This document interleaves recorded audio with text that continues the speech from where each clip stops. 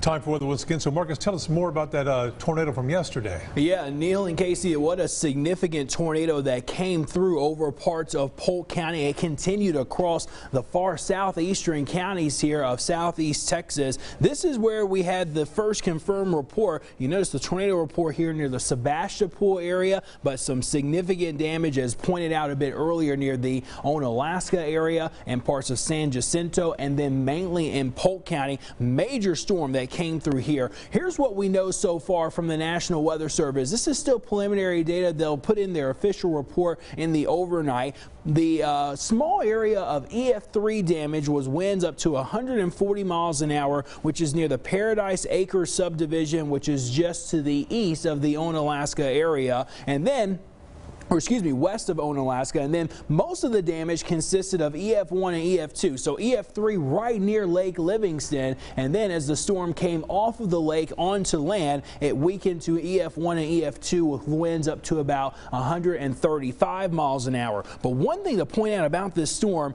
is that it was a supercell tornadic storm that traveled into Louisiana, was able to make its way across Louisiana into Mississippi, and by the time the warning on it went away, it was close to almost 300 miles that it traveled in the span of about 8 to 9 hours from yesterday afternoon into yesterday evening. Certainly a very significant storm. Let me jump to the forecast for tomorrow, because we actually have some storms that are in the forecast, and I am increasing our rain chances for tomorrow to about a 30% probability. There will be some isolated severe storms that will get going in the late afternoon going through the evening hours.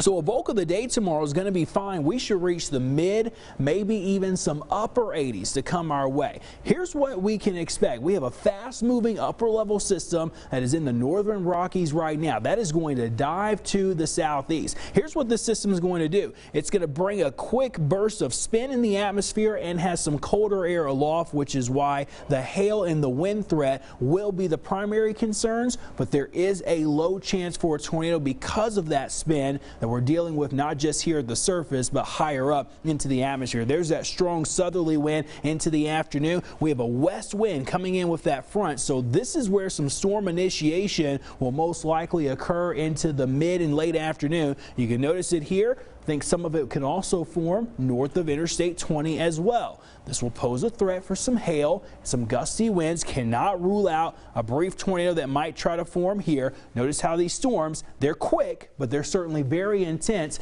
and they could also impact parts of deep East Texas as well. So the severe threat, wind gusts, hail will be the two primary concerns, and cannot rule out an isolated tornado. Here's the 7-day after tomorrow. Things get a lot better as we get toward the weekend. Yes, thank you.